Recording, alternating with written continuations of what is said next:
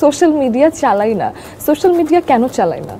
মূল চ্যালেঞ্জটা ছিল হচ্ছে সারিকাকে একদমই ডিসঅ্যাপিয়ার করে ফেলা। পরিচালক রায়হান রাফি শুটিং এর সময় আসলে কেমন, রাগী, রেগে যান নাকি বোঝান? ভুল জায়গায় নক করছিল, মানে ডিরেক্টলি, যেহেতু আমার কোনো সোশ্যাল মিডিয়া নেই, সো যাকে নক করছিল ওটা অ্যাকচুয়ালি আমি না। আপনার ছবি ব্যবহার করে কিন্তু আসলে ভেরিফাইড অ্যাকাউন্টও আছে। আমি এটা নিয়ে অনেকবার কমপ্লেন করেছি ক্রাইম ব্রাঞ্চেও, যারা যারা এই কাজগুলো করছে তাদের আসলে এ ধরনের কাজে থেকে বিরত থাকা উচিত। হাজবেন্ডকে আপনি আপনি করে বলেন, আমরা শুনেছি তিনিও আপনাকে আপনি আপনি করে বলেন। দুজনের ভিতরে কেমিস্ট্রিটা নেই। ছোটবেলায় নাকি আপনি পাইলট হতে চেয়েছিলেন। রাইট। হানিফ সংকেত আপনার ভীষণ প্রিয়, সেটা কেন? তখন নিজেও স্কুলে পড়ি, আমি নিজেও খুব বেশি কিছু যে বুঝি ব্যাপারটা কিন্তু তা না। Welcome to the talk room. আমি অহনা তাসনিম খান আছি আপনাদের সাথে আজকের বিশেষ নতুন পর্বে। আজকের বিশেষ পর্বে অবশ্যই বিশেষ একজন মানুষ আছে এবং সেই মানুষটাকে আপনারা সবাই চেনেন, তার কোনো পরিচয় নতুন করে করিয়ে দিতে হবে না। তার হাসির মায়ায় কুপকাত হয়েছিলেন লাখো তরুণ সেই 2006 সালে। তারপর থেকেই বিজ্ঞাপন, নাটক, নানান জায়গায় তিনি নিজের দক্ষতা দেখিয়ে এখন ওটিটি প্ল্যাটফর্মেও তার পদচারণা, এবং যখনই আসছেন মাতোয়ারা করে দিচ্ছেন, মায়ায় ভরিয়ে দিচ্ছেন পুরো দেশবাসীকে। বুঝতেই পারছেন কাকে ডেকে এনেছি। মায়া চরিত্রের মূল যেই মানুষটা, সেই মানুষটাই আমার সাথে আছেন, মায়া অর্থাৎ সারিকা সাবরিন। কেমন আছেন আপু? ভালো আছি, তুমি কেমন আছো? ভীষণ ভীষণ ভালো আছি। মায়ার জাদু ইতিমধ্যেই ছড়িয়েছে, আমি জানি 30 অক্টোবর বিঞ্জে মুক্তি পেয়ে গেছে। মায়া আসলে কেমন চলছে, কেমন রেসপন্স পাচ্ছেন? আলহামদুলিল্লাহ, response so far very good, very nice. এবং 30 সেপ্টেম্বর তো ওটিটি প্ল্যাটফর্মে বিঞ্জে অলরেডি রিলিজড হয়েছে, কিন্তু অ্যাট দ্য সেম টাইম আমরা একটা প্রিমিয়ার শো অর্গানাইজ করেছিলাম, সেটা এসকেএসে লিলি প্রেজেন্স ছিল। তো ওখানে হচ্ছে লাইভ সবার রেসপন্সটা আসলে দেখা যায়, বড় পর্দায় দেখার অনুভূতিটা ডিফারেন্ট। এবং শটের সময় যারা যারা ওখানে উপস্থিত ছিলেন বেশ গুণীমানী ব্যক্তিরা ছিলেন, আমাদের ইন্ডাস্ট্রির ডিরেক্টরস, জার্নালিস্ট, অ্যাক্টার্স। সো তাদের যখন লাইভ রেসপন্স পেলাম এবং যখন হাততালি দিচ্ছে সবাই এবং শো শেষ হওয়ার পরে সবাই এসে তাদের রেসপন্স বলছিল, ওই মুহূর্তটা আসলে অনেক স্পেশাল। রবিউল আলম রবির সাথে আপনার একটা কাজ হয়েছে কিছুদিন আগে, এবং তারপরে একটা গ্যাপ, এবং এখন শুরু হলো মায়া। এই মায়া চরিত্রের জন্য কি একটা প্রস্তুতি চলছিল? অবশ্যই, এবং আমরা শুটিংয়ের প্রায় 1-1.5 মাস আগে থেকে প্রস্তুতি নিচ্ছিলাম। ফার্স্টের দিকে তো আমরা যখন আসলে জানলাম যে আমি মায়া করছি, এরপর থেকে script reading, rehearsal, characterisation set করা, লুক টেস্ট, সব কিছুর জন্য লম্বা সময় থাকে। এবং ওটিটির প্লাস পয়েন্ট আসলে এখানেই যে আমরা কাজে মানে শুটিংয়ে যাওয়ার আগে বেশ একটা সময় পাওয়া যায় নিজেকে প্রস্তুত করার জন্য। সেই ক্ষেত্রে একটু জানতে চাই গল্পটা, রায়হান রাফি কখন আপনাকে কিভাবে কমিউনিকেট করলেন যে মায়া করতে হবে, সেই দিনের ঘটনাটা কিরকম? আচ্ছা, রাফির কাজ তো সবাই আমরা দেখেছি এবং আমিও দেখেছিলাম, ওর মুভি আমি হলে যেয়ে দেখেছিলাম সুরঙ্গ, এর আগে, এটা তুফান রিলিজ হওয়ার আগের ঘটনা।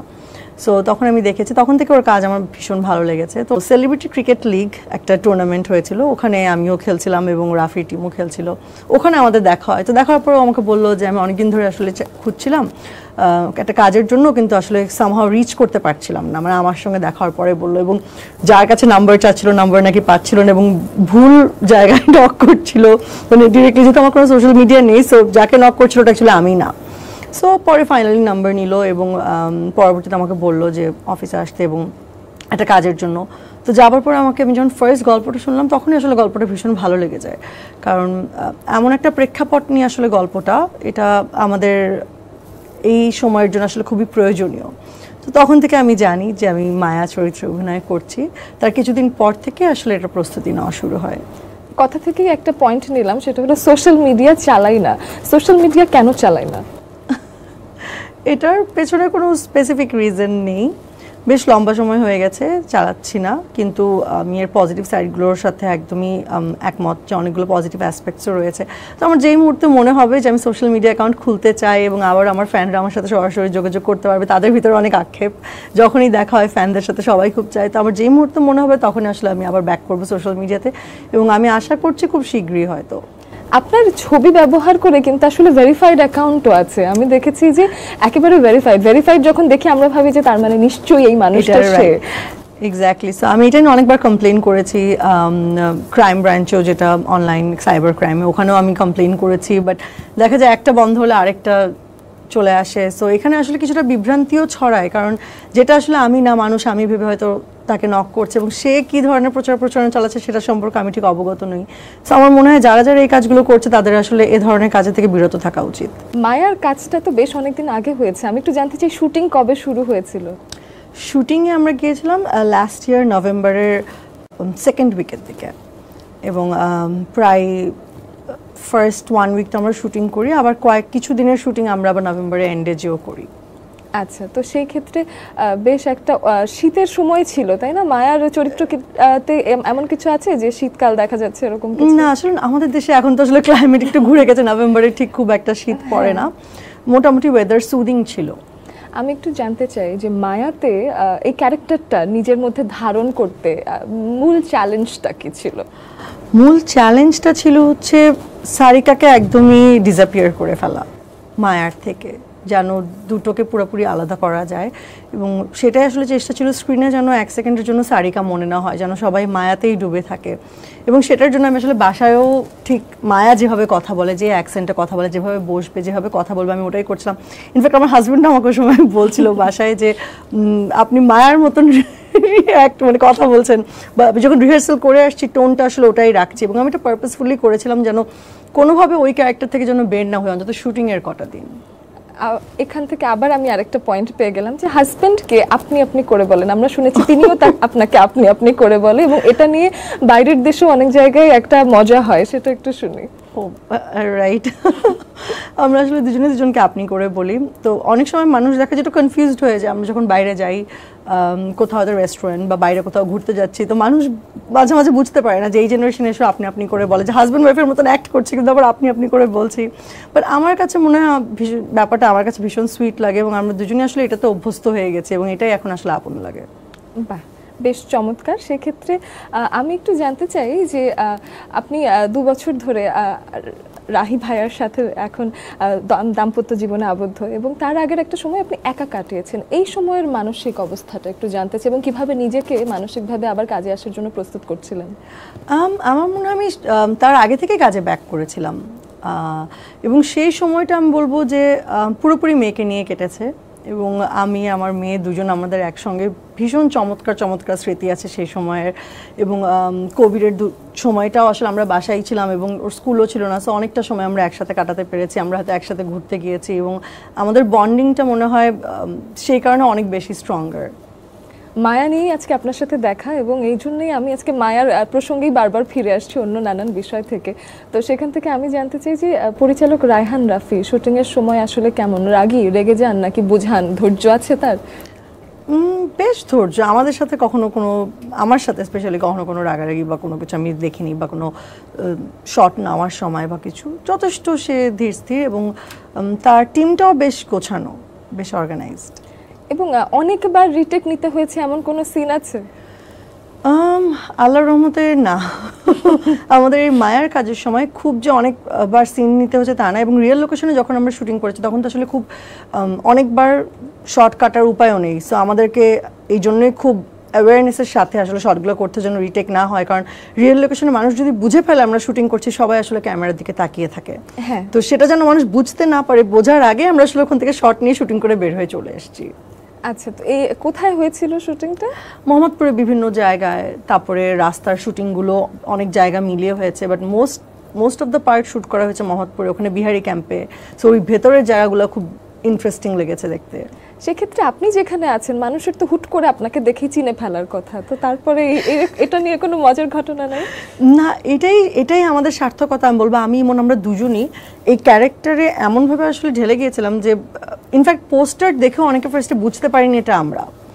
আর রিয়েল জায়গায় তো মানুষের বুঝতেও একটু সময় লেগেছে, এবং আমি আসলে যখন বিহারি ক্যাম্পের ভিতরে শ্যুট করতে গেছি তখন আমি বোরকা পরা ছিলাম, ওটা ক্যারেক্টারের ওয়াইজই, যদিও ফেস বের করা ছিল, বাট ওভাবে কেউ বুঝতে পারেনি, এবং বুঝলেও সেটা অনেকক্ষণ পরে এসে হয়তো বুঝেছে।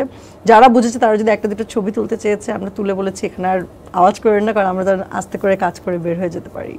তাহলে এটাও তো একটা চ্যালেঞ্জের মতো যে একটা জায়গায় গিয়ে নিজেদের এই যে একটা আপনারা ছদ্মবেশ নিয়েছেন এবং সেই ছদ্মবেশটাকে ধরে রাখা, এটা বেশ চ্যালেঞ্জ, এবং ওই টাইমের মধ্যে শুটিং করে আবার চলে আসা, তাহলে টেকেরও আসলে আধিক্য খুব একটা ছিলও না।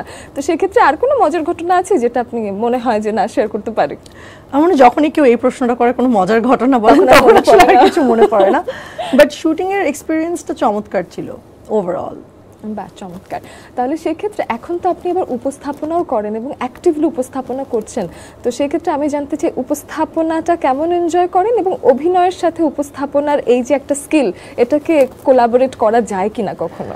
আমার মনে হয় না, আমার যেটা মনে হয় দুটো আসলে দু জিনিস। যখন আমি অভিনয় করছি তখন আমি ওই যেই ক্যারেক্টার অভিনয় করছি সেই ক্যারেক্টারটাকে ধারণ করছি, আর যখন আমি জানি না উপস্থাপন আমি কতটুকু করতে পারি, আমি আমার জায়গা থেকে অবশ্যই চেষ্টা করছি, বাট আমি মনে হয় ওই জায়গাটাতে আমি আমার রিয়েল যেটা আমি ওটাই আসলে রেখে ওভাবেই কাজ করার চেষ্টা করি। সো আমার মনে হয় দুই জিনিস।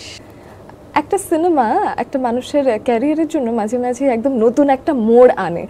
মায়ার ক্ষেত্রে কি আপনার মনে হয়েছে যে এটা এমন একটা ক্যারেক্টার যেটা আমার ক্যারিয়ারেও একটা ভিন্ন রকম প্রভাব রাখবে বা একটা নতুন মোড় আনবে? আশাবাদী তো অবশ্যই, এবং সেই জন্য আমরা সবাই খুব জান লাগিয়ে কাজ করেছি। এখন বাকিটা আসলে সময় বলে দিবে, কিন্তু আমি অ্যাজ অ্যান আর্টিস্টের মানে আর্টিস্ট পয়েন্ট অফ ভিউ থেকে প্রতিটা আর্টিস্টের ভেতরে কিন্তু একটা ক্ষুধা থাকে একটা ভালো কাজ করার বা একটা ভালো ক্যারেক্টার করার, যেটার পার্ট আমি হয়ে থাকতে পারবো। আমার মনে হয় মায়া ঠিক সেরকমই একটা কাজ। ঠিক 6 বছর পরে ইমনের সাথে জুটি বেঁধে আবার আরেকটা কাজ হচ্ছে, তো সেই ক্ষেত্রে এই পুনর্মিলনটা কেমন ছিল? এই পুনর্মিলনটা বেশ ভালো ছিল এবং খুব সারপ্রাইজিং ছিল। আমি আসলে প্রথম থেকে জানতাম না যে ইমন আমার কো আর্টিস্ট। আচ্ছা। তো আমাকে যখন রাফি ফাইনাল করলো যে আমি মায়া করছি, তো তখন প্রথম জানি না যে রাহাত কে করছে, তো আমি বেশ কয়েকবার জিজ্ঞেস করলাম, তখনও জানলাম না, এবং ফাইনালি যেদিন যে আসলে দেখলাম যে ইমন করছে, বেশ এক্সাইটেড ছিলাম যে অনেক বছর পরে আবার একসাথে কাজ হচ্ছে। বাহ, চমৎকার। তো সেই ক্ষেত্রে এই যে নতুন একটা চরিত্রে তাকেও দেখলেন, তার সহযোগিতা অ্যাজ এ কো আর্টিস্ট কেমন ছিল? ইট ওয়াজ ওয়ান্ডারফুল। আমার মনে হয় আমাদের দুজনের যদি অনেক বছর পরের কাজ, কিন্তু আমাদের কাজ করতে যে একটুও মনে হয়নি যে দুজনের ভিতরে কেমিস্ট্রিটা নেই বা আন্ডারস্ট্যান্ডিং। একটা কো আর্টিস্ট সঙ্গে কিন্তু আন্ডারস্ট্যান্ডিং, যে রেসিপ্রোকেট করার ব্যাপারটা কিন্তু খুব ইম্পর্টেন্ট, যে অ্যাকশন রিয়াকশনের ব্যাপার বা দুজনকে বোঝার ব্যাপার, কাজ আমরা তো অনেক কিছু ইনস্ট্যান্টলি করছি, সব কিছু তো একদম স্ক্রিপ্টেড বা একদম মেথডিক্যাল অ্যাক্টিং না। তো সেই জায়গা থেকে আমার কখনো মনে হয়নি যে আমরা এত বছর পরে আবার একসাথে কাজ করছি। এখন যদি একটু পেছনে ফিরে যাই, সেই 2008-এর দিকে বাংলালিংক দেশের ক্যাম্পেইনটা হয়েছে। এই ক্যাম্পেইনটার পরে সারিকাকে সবাই আরো বেশি করে চিনছে। এই সময়ের অভিজ্ঞতাটা কেমন ছিল? এই সময়ের অভিজ্ঞতাটা অ্যাবসলিউটলি ফ্যান্টাস্টিক, এবং ওইটা আসলে আমাদের এক্সপেকটেশনের থেকে অনেক লেভেল উপরে ছিল। মানে আমরা যা পেয়েছি, যা এক্সপেক্ট করেছি তার থেকে অনেক বেশি ভালোবাসা পেয়েছি, এবং পাবলিকের যে রেসপন্স ছিল, এবং আজকে আমি যেখানে বসে আছি এটার পেছনে অবশ্যই বাংলালিংকেরও একটা বড় ভূমিকা আছে। তো সেই জায়গা থেকে অবশ্যই বাংলালিংক অলওয়েজ আমার লাইফে একটা স্পেশাল পার্ট প্লে করবে। এখন ব্যক্তিগত জীবনে আপনার হাজব্যান্ডের সাথে এবং আপনার মেয়ের সাথে সেহরিশ আনায়া, ওর সাথে বেশ একটা চমৎকার সময় যাচ্ছে। তো আমি জানতে চাই যে প্রচুর যেহেতু ঘুরতে যান, সবাই মিলে ঘুরতে গিয়ে কোথায় সব থেকে বেশি আনন্দ পেয়েছেন? আমি বরাবরই ঘুরতে ভীষণ ভালোবাসি, সেটা যেখানেই হোক না কেন, ঘুরতে যেতে বললে আমি একদম এক পায়ে রাজি থাকি। এবং সেই চাহিদা থেকে ছোটবেলায় নাকি আপনি পাইলট হতে চেয়েছিলেন? Right right. আমার ছোটবেলা থেকে আসলে অ্যাম্বিশনই ছিল পাইলট হওয়া। তো আমি একটু প্রথম প্রশ্নে একটু ফিরে আসি।